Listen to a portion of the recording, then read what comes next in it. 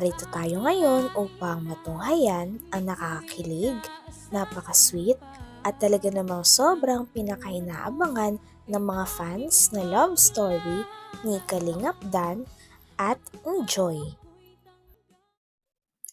Nang matapos na nga pag-drive ni Dan, ay dumiretso na sila muli sa bahay nila Joy dahil balak nilang sorpresahin ang mama ni Joy na may kaarawan noong araw na iyon. Roll out of bed. Cake para kay mama mo. Salamat. Rewatch Tara. your friends for the millionth time. Well, I know that Ito ako basta surprise ka, Joy. Apo. Apo. Ma.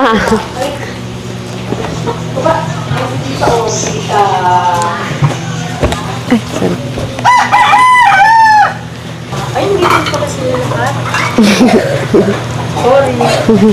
Hello po. Pasok po. Hi. Belated happy birthday po. Meron po kaming cake para sa... Pasok kayo. Uy, bunso. Pasok kayo. newly awake. Sino po tayo ng tubig? Sige. Malayo ang biyahe natin. While sipping Hello your po. coffee. I know there's a world Uy, ba't di ka outside. nagsabi? Di ko ba sinabi? Hindi naman niya sinabi. Kaya hindi ko kayo mag-apo. Surprise po, Nay. Surprise. Salamat. Ba, upo kayo po. Surprise kayo, Nay. Natutuwa naman po ba kayo sa aking pagbabalik? Happy birthday, Nay. Ilan taon ka na po? Ano, 54 na. 54. Kamusta po? Ito po eh. Wala. Tubig po. Ay, thank you. Matutulog lang. Ano ka? Day. So, kung cake, ito, meron po kami dala. Buksan natin.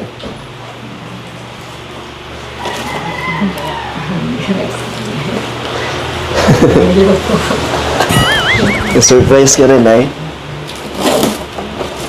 Ito po, yung cake. Hindi ako nakapaghanda. Okay lang, Nay. Na lang kayo, soft drink. Ito po, kaya kami dala po kaming cake. Paano ba ito buksan? Ito. Oh, Nay, happy birthday. Ay, sorry. Happy birthday po. Girl, kanta natin si mama mo. Sige. Kahit late na. Ito, sindihan natin.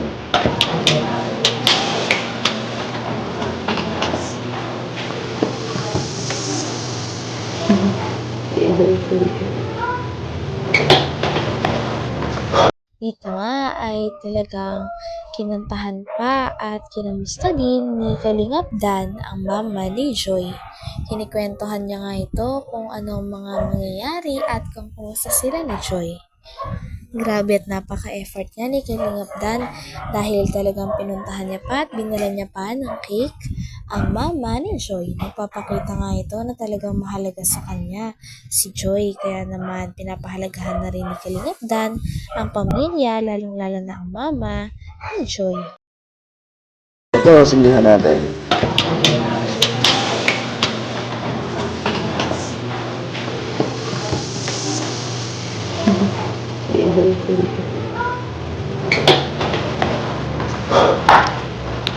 Nay, kantahan ka namin.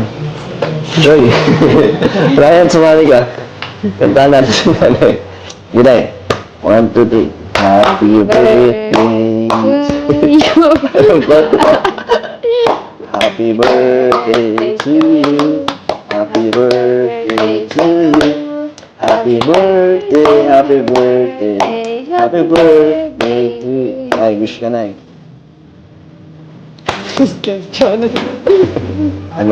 Anong wish mo na eh?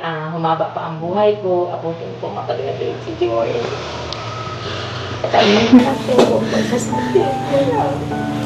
Gaya ka na eh. Kaya ano na yung mga pinagdadaanan niya. Proud ka po kay Joy sa mga anak niyo po. Masaya naman po kayo ngayon. Ano pong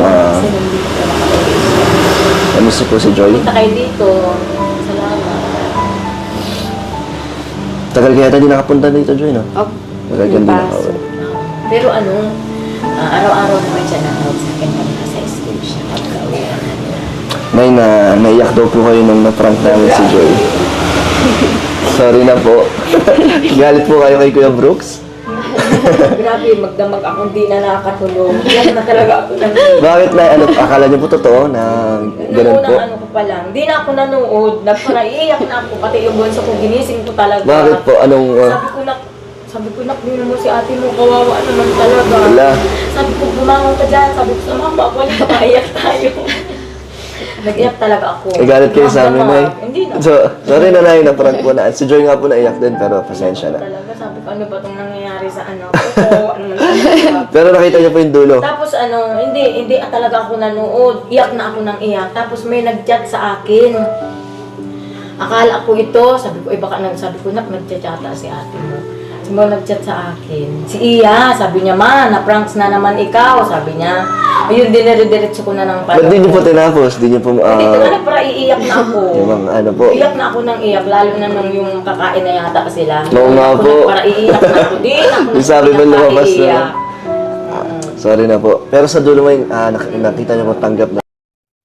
Sobra namang na-appreciate ng mama ni Joy ang mga ginagawa ni Kalingap Dan para kay Joy na anak niya at sa kanilang pamilya.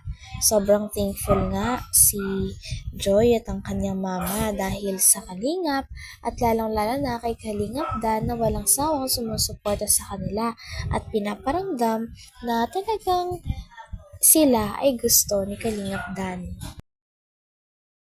Huwag na magbasa ng mga comments.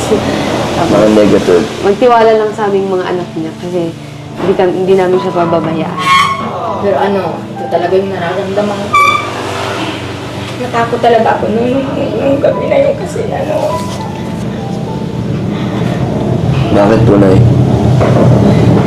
kulang doon sa sabi ko sa inyo. Pag kasi masama ang loob, nawawalan ba siya ng malay? Kayo nang itinatatakot ko. Sabi ko, Diyos ko po. Sabi ko, sana naman huwag mangyari sa anak ko. Diba? Sabi ko, ito na yata yung sasama na maibigan loob ng anak ko. Sabi ko, paano kaya kung mawalan ko ng malay? Ano kayong gagawin nila? Pag yung bang masama yung loob niya na hindi siya nakakaiyak, kaya naano ko siya nang lumuha na siya. Sabi ko, ay wala na, kaya na yan ang anak ko. Nawawalan ko ng malay pag yung bang masama ang loob niya. Kaya yun ang inisip ko nung gabi na yun. Kaya sabi ko, pero nung nakita ko siya na lumuha na siya, parang kumalma na ako. Sabi ko, anak ka, nakaiyak na yung anak ko, okay na yun. Kasi dinadanas niya kasi yun na pag inaaway ito ng mga kapatid niya, hindi talaga siya nasagot, hindi siya nalaban. Iyak lang siya, luha lang siya. Tapos namamalaya namin yan, na siya, yung matitigas na siya, hindi na siya makahinga. Kaya yun ang inisip ko nung gabi na yung hindi na ako nakatulog. Pero nung makita ko siya na umiyak, nakalma naman ako. Sorry na, at ganun yung naging epekto po sa inyo ng prank. Pero hindi naman po namin hinaya kasi naano na rin po kami kay Joy. Naiyak na po kaya... Nung may nag-chat na nagdunog yung cellphone, sabi ko, ay Diyos ko po, ano na kaya nangyari kay Joy? Kasi yun talaga ang inisip ko. Kasi pag yung ganyan nangyayari yun sa kanya, pag yung masamaan loob niya, nawawalan baga siya ng malay. Pero pag yung nakaiyak naman siya, tsaka minamasahin namin yan pag yung na siya, yung yung natigas yung ganito niya, saka yung mga ganyan niya, minamasahin lang namin yan. Para kumalma po. Sabi nga nila noon, ipa-ECG daw namin, baka daw may sakit sa puso. Hindi naman na namin inano at pag hindi naman siya nakagupi ng iyak sa kayo sa mano, ba't di man nangyayari sa kanya? Simula bata po, may gano'n na. Oo, Ganun. elementary siya, elementary. So tuwing lang po, masama ang loob niya pag gano'n. Pero pag nakakaiyak siya, nawawala na siya. Minsan na nasa eskwelahan niya, dinala yan ng mga kaklase niya kasi inaway yata yan doon, nagparaiyak, yun nangyari sa kanya. Ba't di mo sinabi sa amin, Joy? So, sana hindi namin, sana naiwasan namin yung mga prangka. Hanggang dito na lamang muna ang ating nakakilig, napaka-sweet at talaga namang sobrang pinakainahabangan na love story ni Kalingap Dan at ni Joy. Maraming salamat sa inyong panonood. Hanggang sa muli. Bye!